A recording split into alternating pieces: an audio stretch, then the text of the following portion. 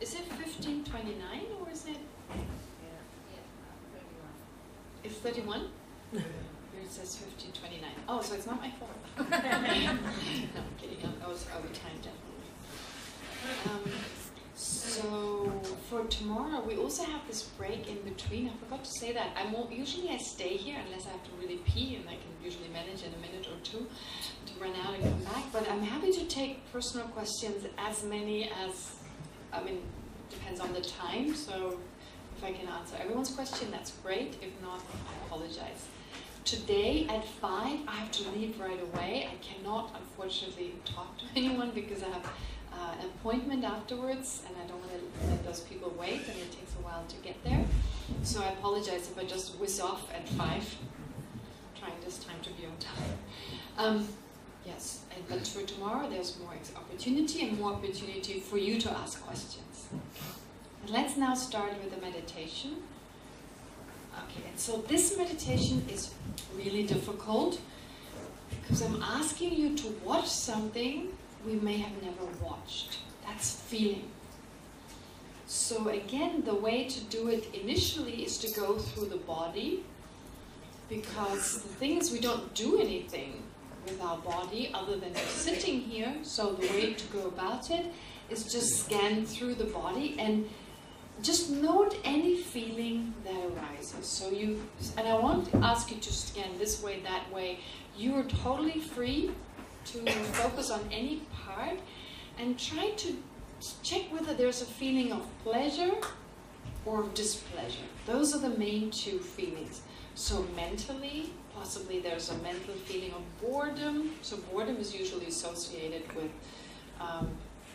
the negative. There's a negative feeling there. If we are annoyed, there's a negative mental feeling. So different emotions can trigger certain feeling of displeasure or pleasure. To just note and observe.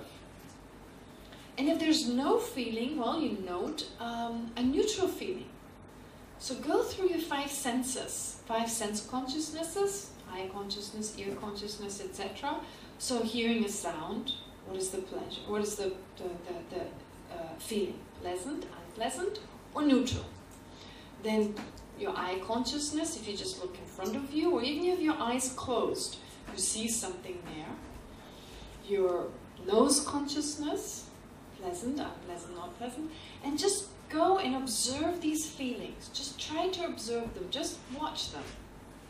That's all I can say. It's a little hard to do. Okay, so the object of meditation is a little difficult to find, but hopefully what I've said so far is clear enough to be able to identify it when it's there. Mental consciousness and 5 sense consciousnesses. Okay, so let's do this for 3 minutes. 10 minutes, excuse me. 10 minutes. Not 3, 10 minutes as before, 10 minutes. Maybe every now and then I say, bring it back to just to remind you if the mind has wandered off, but I won't say much more. Okay? So let's start.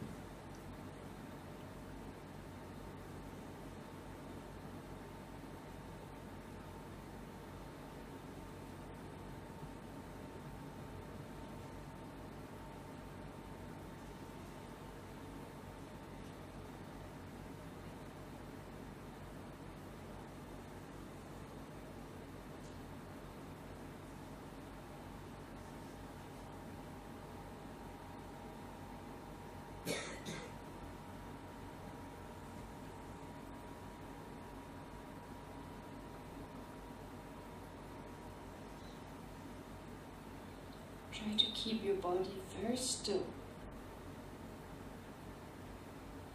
And if there's an itch, don't scratch, but watch the feeling.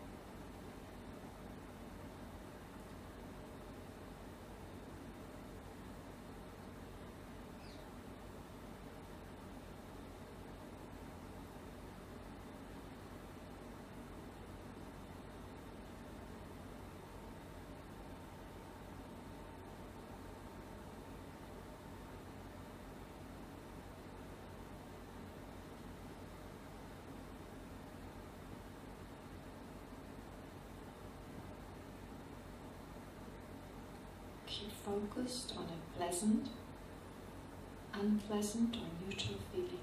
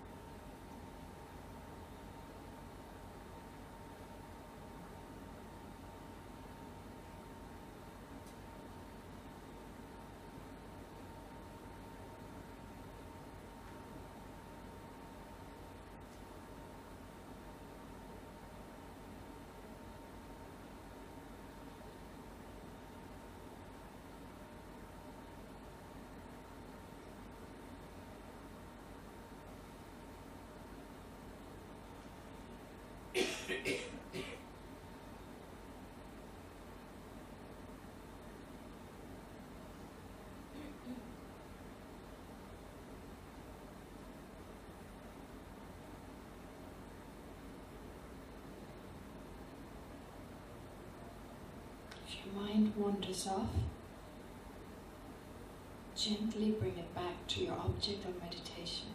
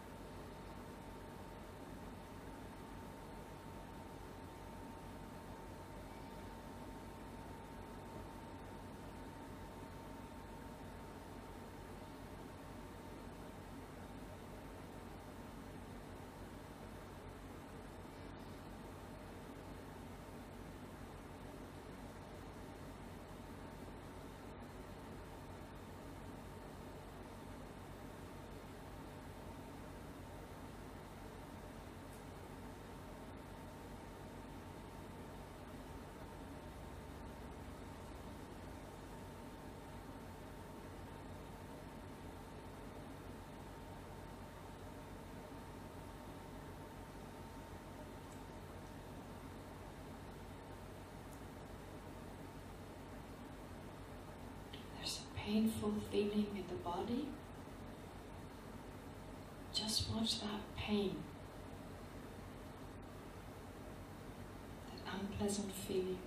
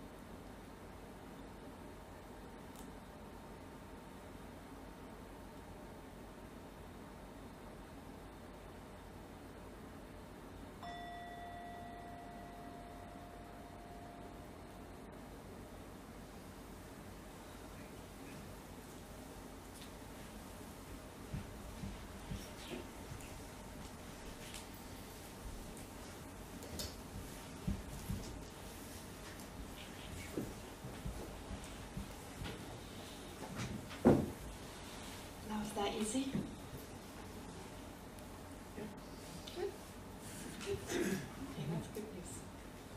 I mean, for some you may find it harder, some you may find it easier. And doing this, you may think there's a contradiction to what I said earlier. Because the good thing is well, if you're in pain, it's good you have an object. So after a while my foot hurt, and I had an object, so I was lucky something to focus on. Okay. And then I said earlier, well, when there's mindfulness of the feeling, then the feeling goes away, but you find your pain continues. But it's because it switches back and forth so rapidly that you're not aware that when you're mindful of the feeling, for a split second the feeling is gone, and then it comes, you switch back, your mind automatically switches back and forth, because the pain, of course, is something you need to experience.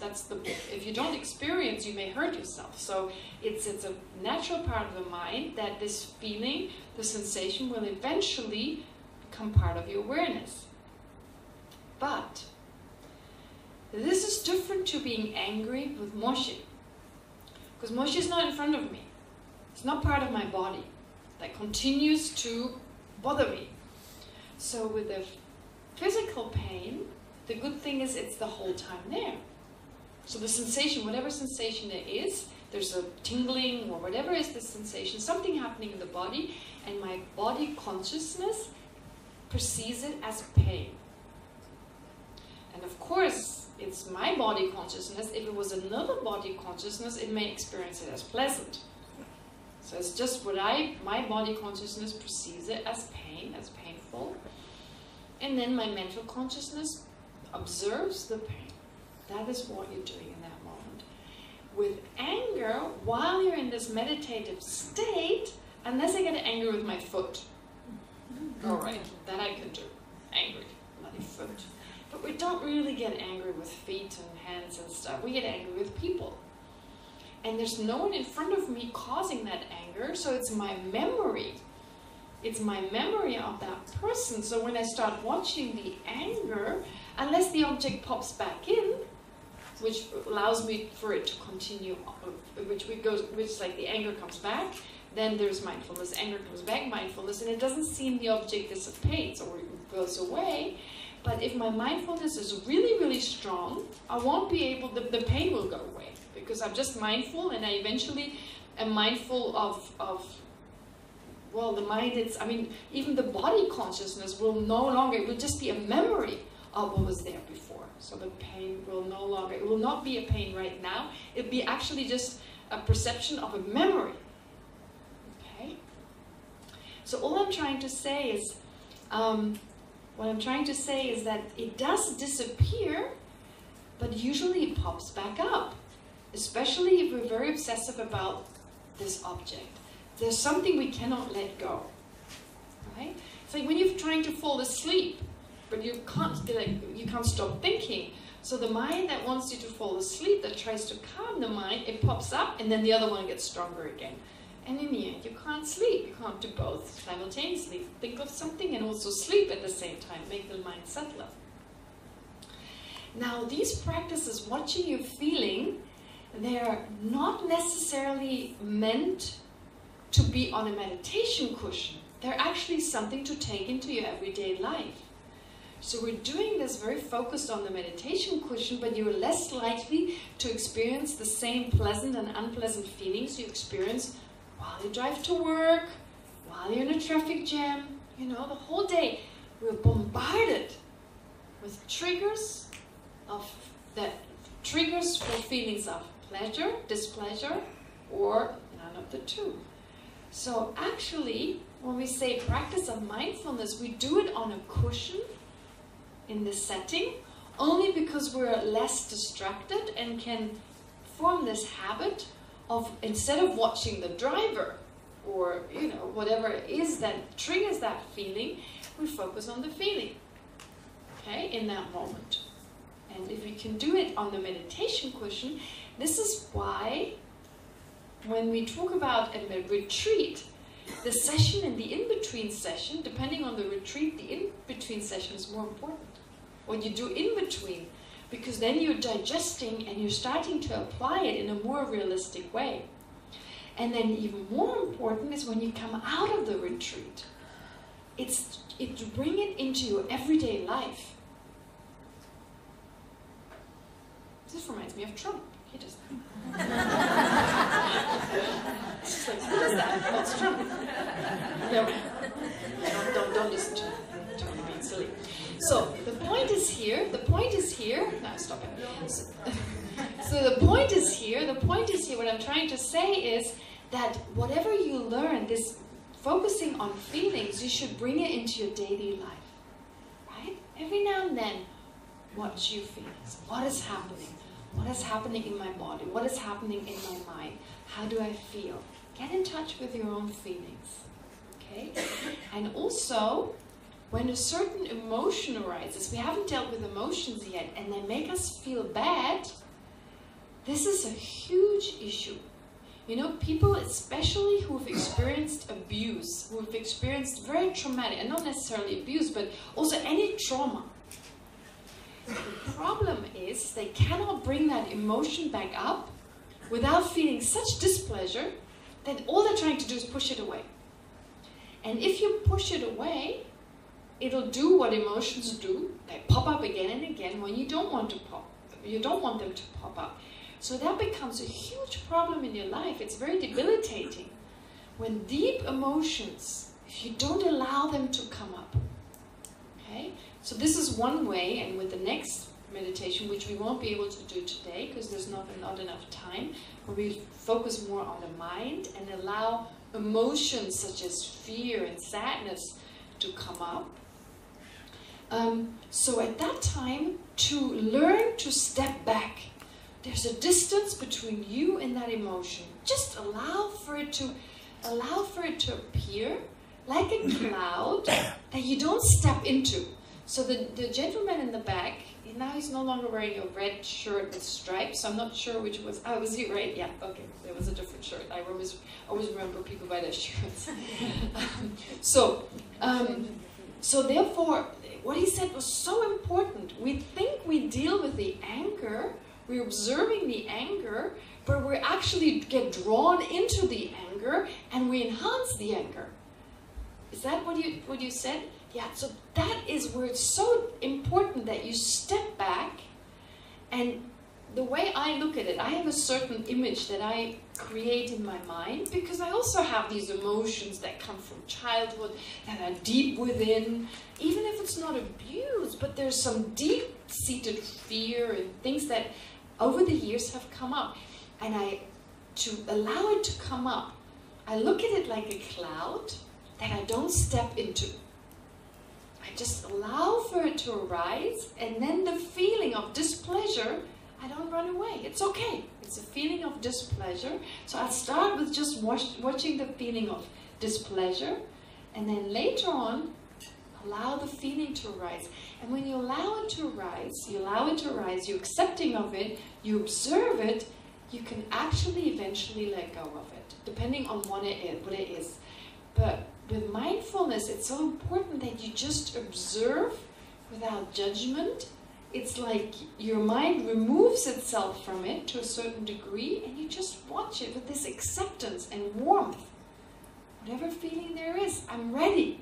A feeling of warmth, as in like acceptance. A feeling of acceptance, it's like it's okay to feel that way. It's okay, right? And that acceptance, you will not push it away and have the opposite effect. But at the same time, you won't get drawn into the drama, but instead just observe the feeling, not the object. If whatever scares you is a spider or whatever, right? I mean, this is just an example, a silly example, but whatever is the thing that actually scares you, you don't watch that, because then you get drawn into the cloud.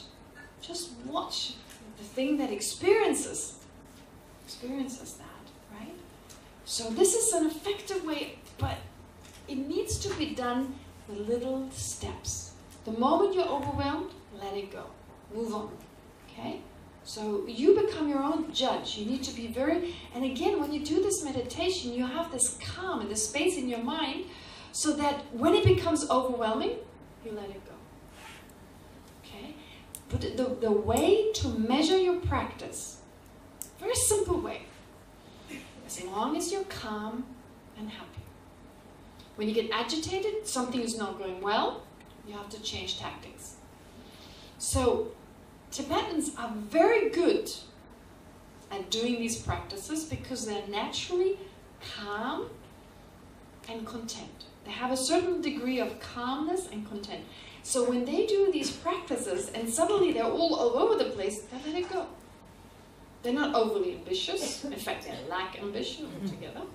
So it's not like I need to do this. Like, it's good to do it. If I can help others with this, wonderful. That's their motivation. So it's very healthy. It's not extreme. And they always check. Am I doing too much? Let it go. Right? So this calm. You need to develop this inner calm. This inner ability to look at it and check what's happening. And you can do this by watching your feelings. If there's a strong negative feeling, focus on the feeling. And if it gets too much, let it go. Right? Just letting go. Not yet. Sorry, allow me to say a little bit more. So there have been 3 people, I noted that. Okay. So, and this is what I want you to take into your daily life. So tonight you're going back home. Don't worry about the silence. I'm not expecting you to be... of course, you're going home. You're going to be with your family. But maybe take home with you what you learned about the feeling now. The meditation on the body is easier. But every now and then, remind yourself, how am I feeling? You talk to someone, note the feeling. Is it a pleasant feeling? They say something, it's unpleasant. Just note the unpleasantness. Note the unpleasantness. Yes, I saw there 4 people, and yeah, I'll take your question. So note the unpleasantness, note it for a moment, and then let it go. You know, keep on talking to this person, don't space out, you know, that'd be rude, so like, you have to make those moments brief. So it's like we can go very quickly back and forth. I caught myself teaching in Dharamsala, giving a talk on some topic in Buddhism, and at the same time planning when I put up my laundry. I can do that. I mean, anyone can do it, right? Anyone can do it. So you can definitely talk to someone, make plans to when you put up your laundry, and instead of maybe that, watch your feelings every now and then, right? We can all do this. So that would be your homework, your in-between session meditation. Watch your feeling, watch your feelings. Okay, now we had a few things that seem, more than a few. All right, you were definitely the first person. So allow me, I never know when to do the question and answer, because otherwise when we move on, so allow me to take some questions at least, and then I'll move on. Okay, so go ahead. So during the meditation, you were supposed to get a feeling. Yes. No, not get a feeling. Okay, watch watch the feelings, then pleasant, unpleasant. And what I found when I'm practicing the meditation, I watch the feelings, but then it's just feeling, and it's not pleasant or unpleasant. Oh, I mean, okay. even if it's pain, I watch, okay, it's pain. Okay. But I cannot find any unpleasant or pleasant in the You find plain. Okay, so his point is that actually, pardon? Fear. Fear. You did notice I forgot your name. Okay, Fear. So Fear is saying, well, when he did the meditation, what happened was, it was like he noted fear, but he didn't think it was an unpleasant feeling. It was just, no, he noted pain. So it was not pleasant or unpleasant, it was just a feeling. You know what you did? You had a body consciousness that came along with an unpleasant feeling, but a mental consciousness that had a neutral feeling about it. So there were 2 awarenesses here. There was pain. I mean, you called it pain. That means the body consciousness conveyed to you an unpleasant feeling, right? If that was even stronger, you would definitely call that pain. But mentally, you were calm. So this is one of the main difficulties, to distinguish between the sense consciousness and the mental consciousness. sense and mental consciousness. I give you a simple example. If I ask you to look at this tanka, right, you are actually perceiving, make sure I know who it is. So, you perceive this tanka of the Buddha with your eye consciousness. You are not aware that you're perceiving it with your mental consciousness. You're not aware of that. It's the eye consciousness that dominates it. But now if you close your eyes and you think of the tanka, it appears to you. It has appeared to your mental consciousness before you closed your eye, but the eye consciousness was dominant. So you have cases where you can't distinguish between two. In your case, because you are meditating and your mental consciousness is more active than, in this case, the eye consciousness, so your body consciousness was not as active. It still registered the pain, but the unpleasantness with the body consciousness was outweighed by your neutrality towards that. Because that's the beauty. We can experience physical pain, but mentally not be bothered by it, and even feel happy. Be very happy. So people sometimes when, of course, I'm not saying don't go to the doctor, enjoy your pain. By all means, try to find a cure. But sometimes there's nothing you can do about it. You just need to go through it. So then you can develop the mental consciousness. Just be happy about what you have, because there's so much good in our life. And we can bear suffering much better. So what fear is, this is a good example of where you had both feelings. You had a neutral feeling with the mental consciousness, but you had a pain feeling. Now you need to learn to distinguish those two. Need to learn how to distinguish those, right? So this is a good example. I'm glad he brings it up, because I think we all have that difficulty to distinguish between which feeling is it. And the mental consciousness, that feeling makes us miserable or not. People can be in a lot of physical pain, but mentally they're so happy and blissed out. It's okay, right? If you can't do anything about the pain and you need to just accept it, well, you live a meaningful life even with pain. So you can learn this, but you need to be able to distinguish. Okay, there was someone else right here. Oh, you were... Didn't you raise your hand? Okay, yes. Bibo. I'm still trying with the switching thing. Switching thing. Mm-hmm. So it's like what you're saying, let's say that if I sit here and listen to you, then from time to time I'm aware that I'm sitting here and listening to you. It's like the spotlight is on the awareness of listening to you, and then at other times I'm listening to you, but it's not like simultaneously. Cannot be simultaneous. Listening and being aware of listening. So, okay, this I can accept. Okay. What goes on, let's say, in the Buddha? Okay. Mind or eyelid. Okay, so her question is, she can accept the fact that when I talk, she's not mindful. So, like, it doesn't matter if Yes, stop in the sitting example, or just like this, the switching thing, like not happening. So you become aware of, she's become aware of the switching. For instance, if she listens to what I'm saying, and every now and then, she looks at her, so her attention is focused towards the words I'm speaking, and every now and then she turns inward. Great, this is exactly what I want you to do. I don't want you to turn inward all the time, especially not in a car. Okay? Keep focus on the road, turn inward, focus. So give this back and forth, and not much more than that. That is a healthy way of going about it, and she says that convinces her that there is a switching. Well, what about looking at the Buddha? No, like in the Buddha mind. Like, don't worry about it, Buddha's mind. It doesn't make sense that you will have also no, Buddha switch, but that Buddha doesn't switch, so no switching, no switching. That's what I'm saying. Once your mental capacity enhances, then you're actually able to literally do more at the same time. So our mind is just not able to do. We don't have enough attention. We're not focused enough to be able to do enough things. And that can be developed. Okay? Yes. You raised your hand first, yeah.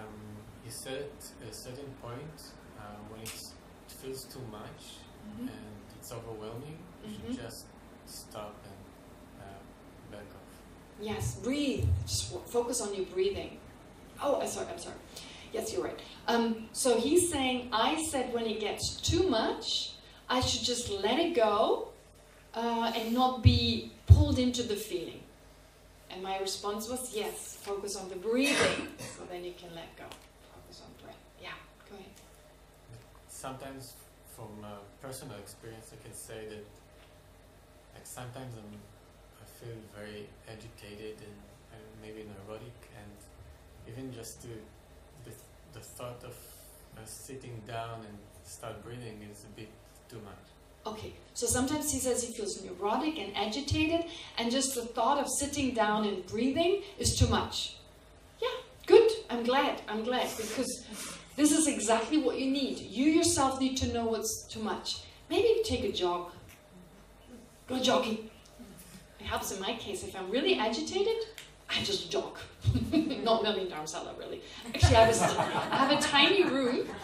I have a tiny room, and no one really knows that, and I jog back and forth. Just to exercise. I try to keep a little fit. And I know from experience, sometimes just 5 minutes gives me a lot of oxygen. It clears my mind. And when I feel, whatever work I'm doing, it's getting too much, it's stressing me out, I get up and I walk. I jog a little bit. So that's good. Exercising is good. Would that work? Maybe? And then you sit down and breathe. Right? Try it. But I'm glad just the self-awareness that wouldn't work. That's great. Because I cannot tell you what you should do, what's best for you. You're the only judge of that. So maybe just go jogging or biking or whatever you like to do that. Swimming. Pardon? Swimming. Oh, right, swimming. Okay, good, that's easy. Okay, you also raised, yeah. So, we're talking about feelings like a sensation around the body. Yes? And emotions.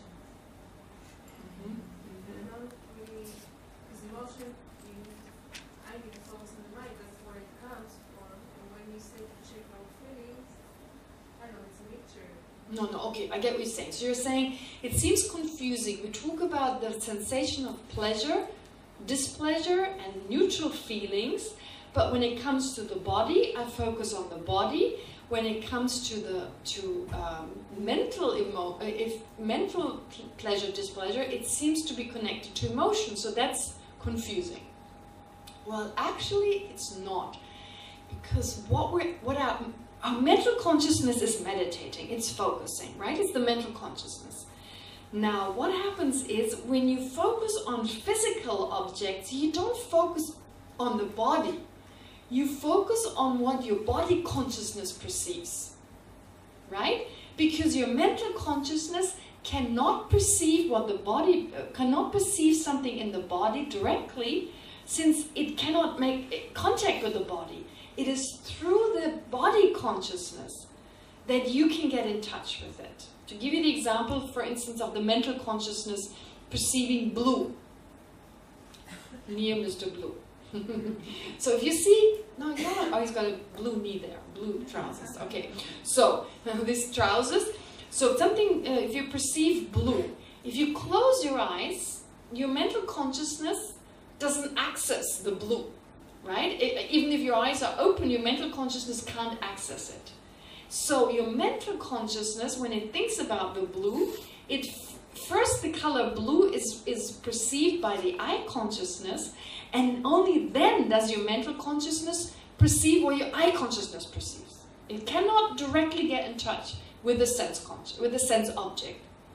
So our mental consciousness has the advantage, it can take to mind any sense object and anything other than a sense object. But it cannot directly access those, only indirectly, through the sense consciousnesses. So your mental consciousness only ever perceives what your mindfulness, I should say, your mindfulness that is mindful of feeling only ever accesses what the sense consciousnesses perceive or what the mental consciousness perceives. So when the sense consciousness registers the body consciousness, perceives pain, an unpleasant feeling, your mental consciousness just perceives what the body consciousness perceives. It's just aware of that. Without the mental consciousness feeling pain feeling displeasure or not, it may be totally neutral about it, but it just perceives pain. And that's what I want you to do.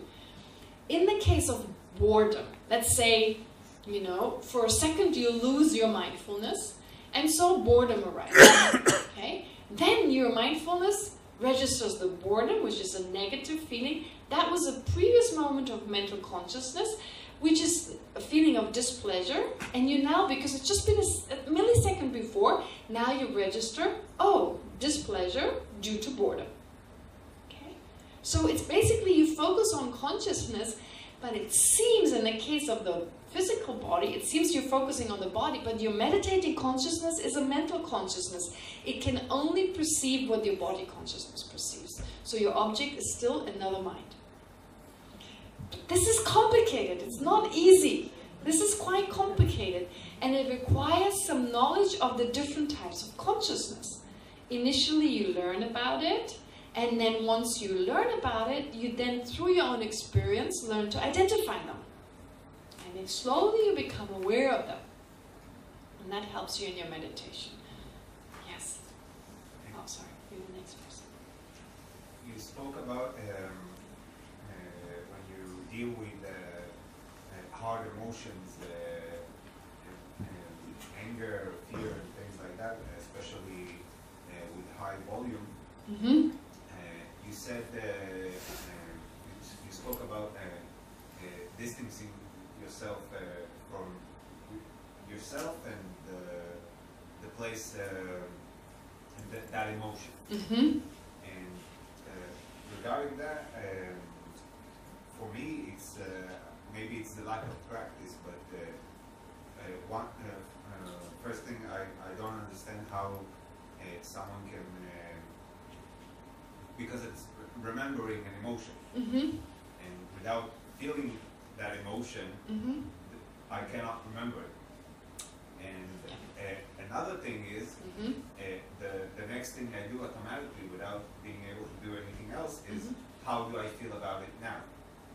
And for that, I necessarily have to stick myself into that cloud of emotion, and I get lost in the sensation. Okay. All right. Let me just... Do we need to repeat the question? Yes. So he's saying that I've said previously it is important to just watch the emotion without being... to create a distance between yourself and the emotion without being sucked into it. And he's saying, well, how can I do that? Because I need to allow the emotion for the emotion to arise. So if I distance myself, it won't arise in the first place. So, and also I need to check how do I feel about the emotion now, and again, for that I need to step into it for it to arise. Okay, that's a good point. I think I wasn't clear enough about how I put it forth. So I'll try and explain it in a slightly different way. I didn't mean don't allow for it to arise, because otherwise you can't watch it. But the thing with these emotions, oftentimes of high volume, you talked about these very intense ones in particular, oftentimes we repress them. That's a huge problem, repressing it. So it's hard to become aware of suppressing it. That's already a huge challenge. But okay, that's a whole different issue. But if you become aware there is something, allow for it to arise, but then step back. You see, it's not like that you don't, oftentimes they pop up anyway.